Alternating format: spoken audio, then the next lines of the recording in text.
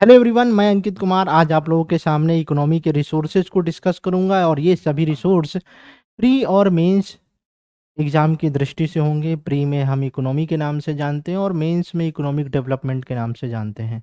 हिंदी माध्यम के छात्र इन रिसोर्सेज को लेके काफ़ी विचलित रहते हैं। इस दृष्टि से आज का वीडियो काफ़ी महत्वपूर्ण होने वाला है।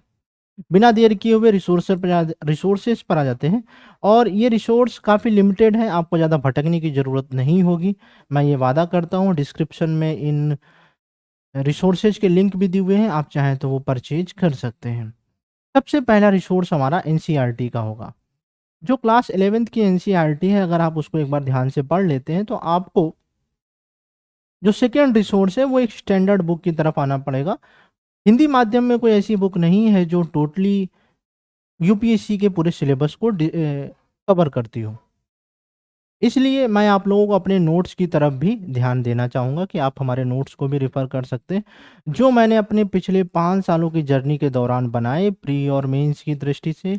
ये काफ़ी शॉर्ट और डिटेल दोनों हैं, शॉर्ट प्रीलिम्स के पॉइंट ऑफ व्यू से और डिटेल मेंस के पॉइंट ऑफ व्यू से हैं।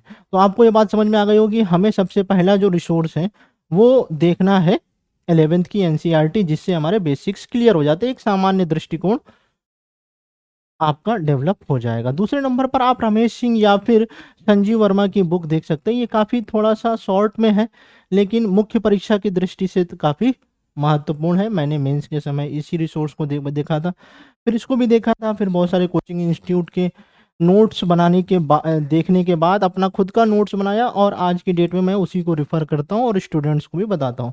फिर इकोनॉमिक सर्वे और यूनियन बजट जो है वो आपको प्री और मेंस में काफ़ी हेल्प करेगा। इकोनॉमिक सर्वे जो है वो मेंस की दृष्टि से काफ़ी महत्वपूर्ण हो जाता है।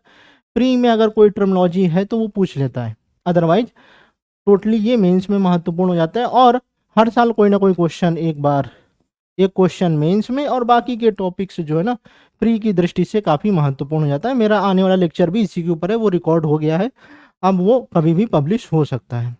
डेली न्यूज़पेपर पढ़ लीजिए और इकोनॉमी वाला पेज, हिंदी के जो छात्र हैं वो अर्थ जागरण का पेज पढ़ सकते हैं, या फिर वो अर्थव्यवस्था के नाम से आता है, या फिर बिजनेस स्टैंडर्ड न्यूज़पेपर भी पढ़ सकते हैं, जहाँ पर इकोनॉमी की खबरें वो अपडेट कर सकते हैं। साथ ही साथ मेरे जो डिटेल नोट्स हैं वो सेरेडमी पर अवेलेबल हैं।